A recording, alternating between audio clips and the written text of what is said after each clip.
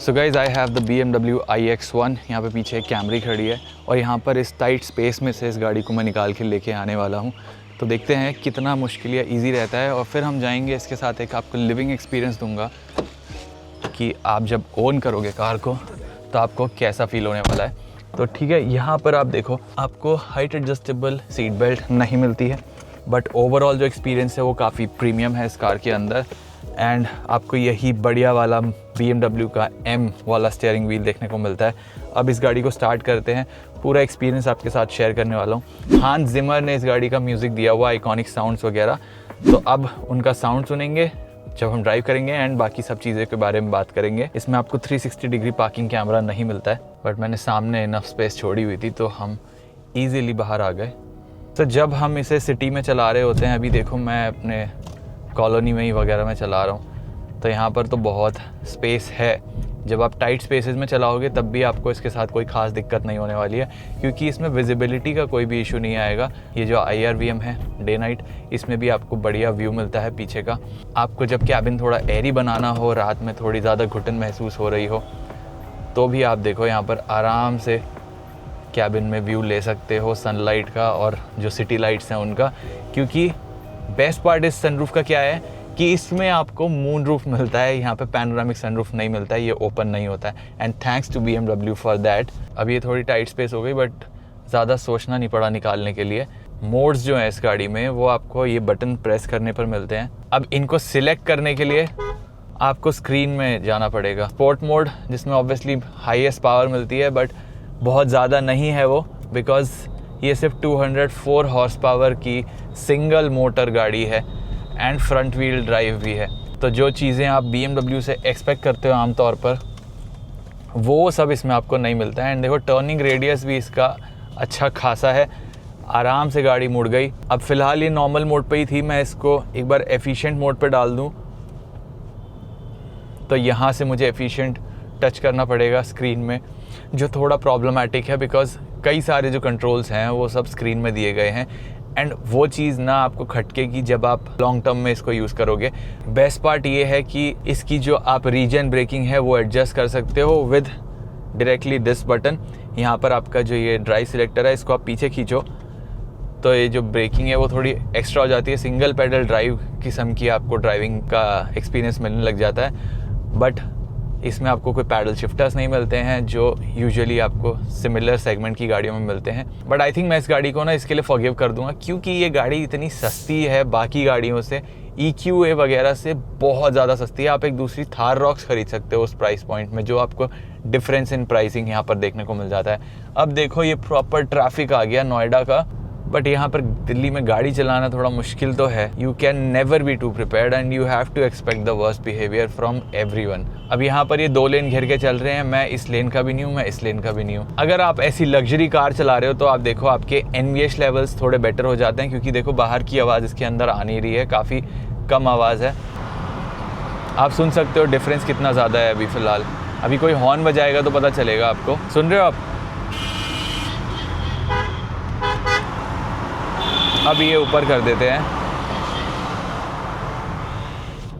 तो लग्जरी का कॉस्ट ये है, साइलेंस मिलता है आपको कि ड्राइवर सीट से ना मुझे काफ़ी कॉन्फिडेंट फीलिंग आती है। ये सब ना बहुत लाइट फुट से सिटी की ड्यूटीज़ प्यार से निभा लेगी, और जब आप हाईवेज़ पर जाओगे आपके पास हमेशा इनफ पावर रहेगी, टॉर्क रहेगी कि आप एक क्विक ओवरटेक कर लो बहुत प्यार से, विदाउट एक्सर्टिंग योरसेल्फ और द कार। अब यहाँ पर सामने ये एफिशिएंट मोड वाली स्क्रीन खुली हुई है।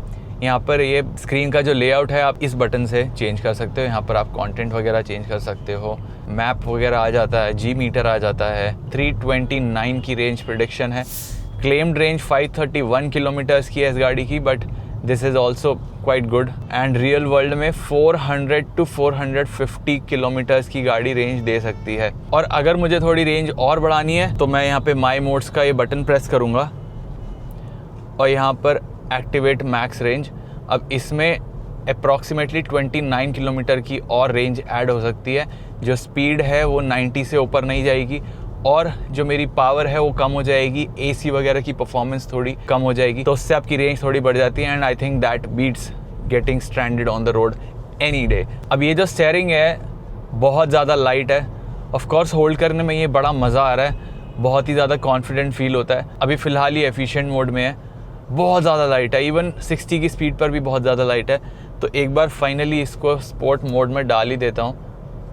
Now dynamic setting for pure driving pleasure. Speakers से आवाज़ आती है, वो स्पेसशिप वाली जो मिनी वगैरह में आपने सुनी होगी, वो थोड़ी टोन डाउन है, एज एफ की परफॉर्मेंस भी टोन डाउन है, तो वो आवाज़ भी टोन डाउन कर दी इन्होंने। खाली पैच मिल जाए ना तो मैं आपको वो ओवरटेक करूँगा किसी को, थोड़ी वो पेडल फ्लोर करूँगा, तब आपको वो आवाज़ आएगी। सुन रहे हो आप? बार बार ना यहाँ पैडल शिफ्टर्स के लिए हाथ पहुँचता है, क्योंकि मोस्टली ईवीज़ में यहाँ पर पैडल शिफ्टर्स ही होते हैं रीजन लेवल एडजस्ट करने के लिए। बाकी ड्राइव करते समय आपको अगर एसी वगैरह एडजस्ट करना है तो वो इस स्क्रीन में ही है, जो थोड़ा प्रॉब्लमेटिक है। अगर उसके बटन्स होते तो थोड़ा बेटर लगता, ईजी टू यूज़ हो जाता, कन्वीनियंट भी हो जाता और सेफ़ भी हो जाता। जो मेजर फंक्शंस हैं उनके एकदम आपको शॉर्टकट मेन्यू यहाँ पर मिलते हैं। BMW को बुला के उससे थोड़ा एसी वगैरह एडजस्ट करवा सकते हो अगर आप बहुत ज़्यादा बिजी हो। फिर इसका जो ADAS सिस्टम है, ये देखो आप, बहुत मिनिमलिस्ट सा ये स्टीयरिंग व्हील है और इसमें फीचर्स बहुत सारे, बट ये बटन देख के आपको लगेगा नहीं कि हैं इतने सारे फीचर्स। तो अभी ये देखो, ये क्रूज कंट्रोल मैंने एक्टिवेट कर दिया। 49 पर ये क्रूज कंट्रोल एक्टिवेट हुआ है। सामने वाली कार के हिसाब से यहाँ पर गाड़ी एडजस्ट करती रहेगी अपनी स्पीड को। दिस इज टिपिकल जो आपको ADAS फंक्शन मिल जाते हैं, and I would never rely on ADAS in India for sure. गाड़ियाँ बहुत ज़्यादा कन्फ्यूज़ हो जाती हैं, बिल्कुल भी सेंस नहीं बनता है इंडिया में ADAS का, एक्सेप्ट आप एकदम एक क्लोज्ड हाईवे पर हो, बट वहाँ पर भी कभी भी आपको गाय बकरी मिल सकती है, because Delhi to Bombay expressway जो जयपुर के थ्रू जाता है, वहाँ पर मेरे को बहुत बार ऐसे इंस्टेंसेस देखने को मिले हैं। बट गाड़ी बहुत ज़्यादा ब्रिस्क लगती है, एंड इसकी जो राइड है वो थोड़ी स्टिफ है लोअर स्पीड पर, बट हायर स्पीड्स पर ऑफ कोर्स बहुत ज़्यादा कंफर्टेबल लगती है एंड एजाइल भी लगती है। जो टिपिकल BMW वाला को एक्सपीरियंस मिलता है ना, वो ज़रूर देखने को मिलता है इसमें। सो हाई स्पीड पर कॉर्नरिंग वगैरह कैसे होती है, एक बड़ा सा लूप आने वाला है एंड स्पोर्ट मोड में ऑलरेडी कार है, so let's push it.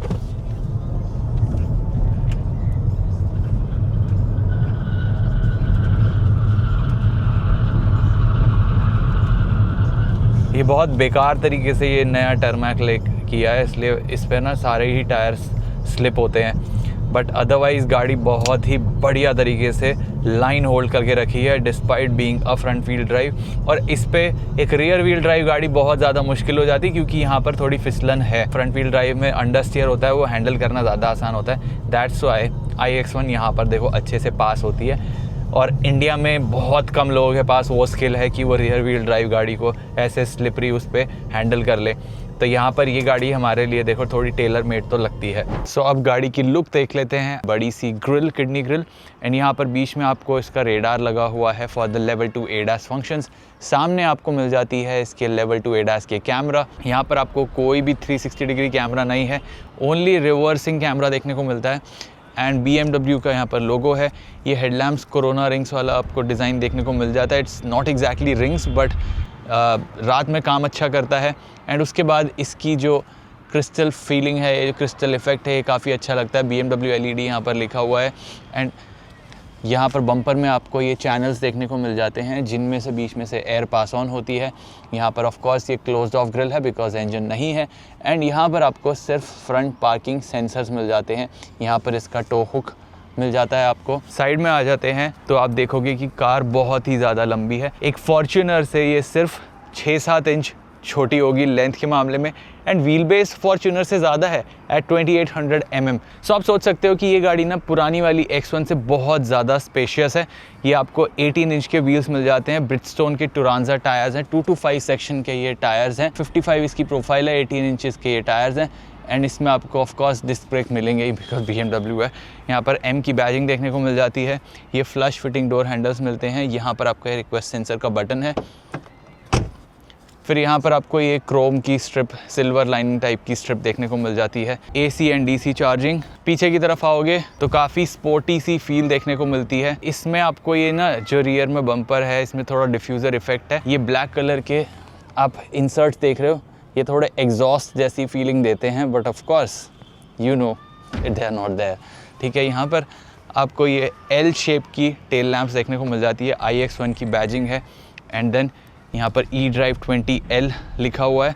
So basically this is the lowest रंग फ़िलहाल इंडिया में जो iX1 का आपको या X1 का मिल जाता है। ये स्पॉइलर जो पीछे तक एक्सटेंड करता है, शार्क फिन एंटेना भी है इस गाड़ी में, एंड देन ये आपका इनबिल्ट वॉशर एंड वाइपर। यहाँ पर देखोगे तो इसका जो पार्किंग सेंसर है एक एक्सटेंड करता है यहाँ तक। बूट ओपन कर लेता हूँ, 490 लीटर्स का बूट स्पेस है, एंड यहाँ पर ये मॉम इन लॉ बैगेज है, बिकॉज़ ये वो वाला बड़ा साइज़ का बैग है जो ओवरसीज़ आपकी ट्रिप्स होंगी ना उस पर लेके जाओगे। तो स्पेस देखो उस बैग ने कितनी घेर ली है। आई थिंक ये पार्सल शेल्फ हटा के आप एक और इसके ऊपर रख सकते हो। यहाँ पर 2 ट्रॉली बैग कैबिन वाले रख सकते हो, यहाँ पर 2 बैग्स और आ जाएंगे। यहाँ पर थोड़ी और स्पेस देखने को मिल जाती है। देन यहाँ पर हुक्स वगैरह मिल जाते हैं, एक बूट लाइट मिल जाती है, और इसके नीचे आपको मैं दिखा देता हूँ ये निकाल के। तो लोडिंग अनलोडिंग भी इजी है, बट यहाँ पर आपको कोई भी स्पेयर व्हील नहीं मिलता है, सिर्फ आपको पंचर रिपेयर किट मिलती है। You can opt for a spare wheel, but वो रखना पड़ेगा आपको यहाँ पर। ये सीट्स आप फोल्ड कर सकते हो, तो अराउंड 1600 लीटर्स की आपको बूट स्पेस मिल जाती है, तो प्रैक्टिकलिटी वहाँ पर है। अब आपको मैं एक बार बॉनेट खोल के दिखा देता हूँ, इसकी जो मोटर है वो कैसी है। BMW है तो यहाँ पर आपको 2 बार पुल करना होता है। हाइड्रोलिक स्ट्रट्स मिल जाते हैं बॉनेट के लिए, इंसुलेशन यहाँ तक है, एंड ऑफ कोर्स इलेक्ट्रिक है तो इंसुलेशन की कोई ज़रूरत ही नहीं है। थोड़ा गंदा है इंजन पे, बट कवर्ड है ये प्लास्टिक से। इसके नीचे आपकी वो वायर्स वगैरह सब देखने को मिल जाएंगे इलेक्ट्रिक मोटर की।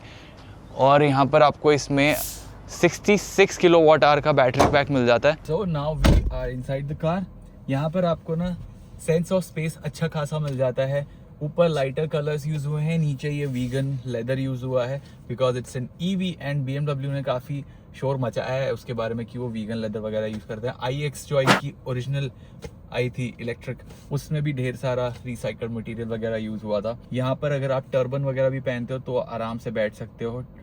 मेरी हाइट 5'9" है, 6 फुटर्स यहाँ पर आराम से फिट हो सकते हैं। और यहाँ पर आपका जो वाइज़र है ये भी लाइट कलर का है, तो गंदा काफ़ी जल्दी हो जाता है। और इसमें आपको मिरर मिल जाता है विद लाइट्स, और ये साइड में एक्सटेंड नहीं होता है। ऑफ कोर्स इस सेगमेंट की कार्स में नहीं होता है यूजुअली। रेगुलर लाइटिंग वगैरह के बटन्स देखने को मिल जाते हैं, ये टच सेंसिटिव हैं। यहाँ पर स्टोरेज स्पेसेस काफ़ी अच्छी हैं। ये बड़ा सा फ्लास्क आप यहाँ पर रख सकते हो इसके डोर पॉकेट में, so that is a good thumbs up. उसके अलावा और ढेर सारी यहाँ पर स्पेस मिल जाती है। ये जो आर्मरेस्ट के लिए जगह है ये भी काफ़ी अच्छी है। यहाँ पर आपको आर्मरेस्ट मिलता है, एंड ये जो आर्मरेस्ट है ये आप ये बटन प्रेस करके खोलोगे, बट इसकी जिस तरीके की बनावट है इसमें आप फ़ोन वगैरह तो नहीं रख सकते। चिल्लड़ वगैरह आपको रखनी हो तो वो आप रख सकते हो। सीट्स काफ़ी अच्छी कुशनिंग के साथ आती हैं, एंड बड़ा ही मिनिमलिस्ट सा कैबिन है, बिकॉज़ यहाँ पर आपके ये drive end of course gear selector है, आपका स्टार्ट स्टॉप का बटन है, यहाँ पे आप कैमरा यूज़ कर सकते हो, यहाँ पर से आप अपनी ड्राइविंग वगैरह को एडजस्ट कर सकते हो, ऑटो होल्ड के कंट्रोल, ये आपके वॉल्यूम वगैरह का नॉब, यहाँ पर आपको ये पार्किंग लाइट्स, और यहाँ पर नीचे आपको अच्छी खासी स्टोरेज स्पेस मिलती है जो ना बड़ा आसान कर देती है आपका जो काम है सामान रखने का, क्योंकि इस तरीके की प्रैक्टिकलिटी, ये सब मॉड्यूलरिटी आपको सिर्फ EVs में देखने को मिलती है।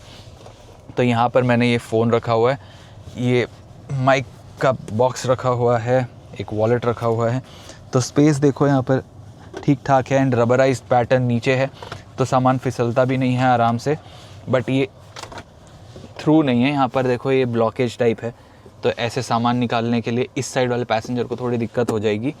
और वायरलेस चार्जिंग जो है वो आपकी ऐसे यूज़ होती है, और ये देखो मैंने रख दिया और इसको ये सीट बेल्ट पहना दी, देख रहे हो आप। तो ये सब अटेंशन टू डिटेल काफ़ी अच्छा लगता है। एंड रात में यहाँ पर लाइटिंग वगैरह का जो सेटअप है वो भी अच्छा लगता है। 2 कप होल्डर्स हैं, 2 Type-C सॉकेट हैं, 12 वोल्ट सॉकेट है, और इसका जो ये ग्लव कंपार्टमेंट है ये एवरेज साइज़ का है। एंड इसकी ना रियर सीट है असली इसका हाईलाइट, बिकॉज यहाँ पर आपको देखो स्पेस इतनी सारी मिलती है ना, जो व्हील बेस है वो आपको दिखता है। ये सीट मेरे सीट के हाइट के ड्राइवर के हिसाब से सेट है। सीट के हाइट के क्या होता है I am not very sure, but यहाँ पर आपको नी रूम 5'9" के लिए बहुत अच्छा है। अंडर थाई सपोर्ट मेरे लिए बहुत अच्छा है। अगर 6 फुटर कोई होगा तो थोड़ी दिक्कत आ सकती है, बट अदरवाइज़ जो सीट्स का रिक्लाइन एंगल है वो भी बहुत अच्छा है। यहाँ पर ये सीट्स में सन ब्लाइंड्स 2 मिसिंग है, एंड यहाँ पर आपको ये कप होल्डर्स मिल जाते हैं। बीच में भी आपको ये एडजस्टेबल हेडरेस्ट मिल जाता है। ये जो आपका मून रूफ है यहाँ तक एक्सटेंड करता है, तो तो जो एरीनेस है इस कैबिन की वो बहुत ज़्यादा बढ़ जाती है। तो रियर सीट पर जो बैठने वाले लोग हैं ना, जो फैमिली के लिए देखने वाले हैं, गाड़ी ईवी चाहिए उनको, सिटी यूज़ के लिए, ड्राइवर चलाने वाला है मोस्टली, तो उस काम के लिए तो ये एकदम परफेक्ट लग रही है मुझे, specially at this price point. यहाँ पर 2 आपको टाइप सी सॉकेट मिल जाते हैं, चार्जिंग स्टार्ट हो गई। यहाँ पर पीछे आपको ये रियर एसी वेंट मिल जाते हैं। इन सीट्स में भी आपको सीट बैक पॉकेट मिल जाती हैं। ये जो डोर पैड है यहाँ पर आपको बहुत सारी स्पेस मिल जाती है, एंड यहाँ पर भी आपको थोड़ी स्पेस मिल जाती है। ये जो ट्रांसमिशन टनल है एकदम फ्लैट है, तो बीच में कोई छोटा मोटा एडल्ट बैठ सकता है, बहुत ज़्यादा प्रॉब्लम नहीं होगी। एंड उनको यहाँ पर एक 3 पॉइंट सीट बेल्ट भी मिल जाती है जो यहाँ मैग्नेटिकली लैच्ड है। तो जैसे ही मैं इसको लेके आऊँगा ऑफ कोर्स लग जाएगी, बट जैसे ही छोड़ूंगा तो ये अपने आप अपनी जगह पे चली गई। तो ये गाड़ी क्यों लेनी चाहिए, क्यों नहीं लेनी चाहिए?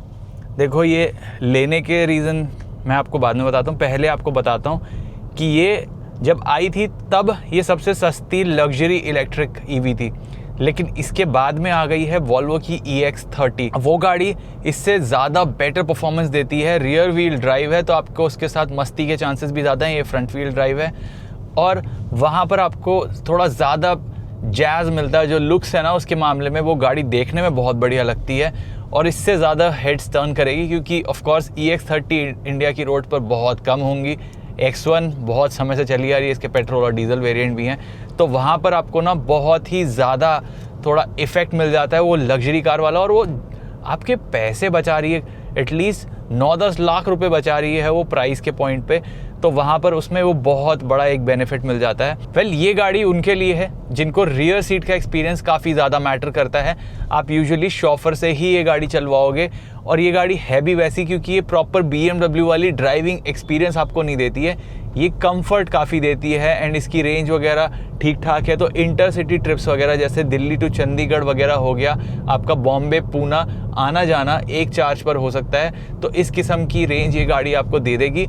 और इसके साथ साथ इसमें BMW का थोड़ा ज़्यादा एक्सपेंसिव नेटवर्क आपको मिल जाता है compare to Volvo in India. दूसरी बात ये है कि यहाँ पर ना आपको थोड़ा फेमिलियर डिज़ाइन वगैरह देखने को मिल जाता है, and this car will obviously just like EX30 save you a lot of money. तो अगर आपको फैमिली के लिए एक ईवी चाहिए, एंड ईवीज जो इस सेगमेंट की है ना, ये एनीवे लोग अपने बिजनेस में डेप्रिसिएशन क्लेम करने के लिए लेते हैं। जिसको पैसे एक्चुअल में बचाने हैं वो थोड़े बजट में ईवी लेता है, वो पंच ईवी वगैरह, नेक्सॉन ईवी वगैरह लेते हैं। लेकिन यहाँ पर आपको ऑब्वियसली पता है कि आपको इसके साथ और क्या बेनिफिट मिल रहा है। इस गाड़ी का आपके लिए सेंस बनता है अगर आप थोड़े ओल्डर बायर हो। Let's just do a pull because this is a BMW and हम बहुत देर से एफिशिएंट मोड में चला रहे हैं गाड़ी को। बट इसको लेते समय ना आपको थोड़ी चीज़ें खटकेंगी, जैसे वेंटिलेशन बहुत ज़रूरी है, वो नहीं मिलता है। साथ में इसमें आपको 360 डिग्री कैमरा नहीं मिलता है। आजकल तो आदत हो गई है, अगर आपने एक आध भी कोई न्यू एज कार चलाई होगी और आप एक BMW ले रहे हो तो आपने डेफिनेटली 360 डिग्री कैमरा वाली आदत रख रखी होगी। तो यहाँ पर ना वो चीज़ भी बहुत खलती है, स्पेशली आजकल जहाँ पर ट्रैफिक बढ़ता जा रहा है। और ये जो सीट्स हैं इनमें आपको थाई सपोर्ट एक्सटेंडर भी नहीं मिलता है, जो आपको जो पेट्रोल डीजल वाली गाड़ियाँ हैं उनमें मिल जाता है। तो ये था मेरा एक्सपीरियंस BMW की iX1 के साथ। गाड़ी कैसी लगी आप कमेंट करके बता दो। वुड यू पिक दिस और द EX30 इस प्राइस पॉइंट पर? ऑफ कोर्स इससे कम प्राइस पॉइंट पर वॉल्वो मिलती है। Do you like this new format of reviewing the cars? तो कमेंट करके बता दो। We will make this the new norm on our channel, and if you haven't please subscribe to the YouTube channel, and thank you so much for watching.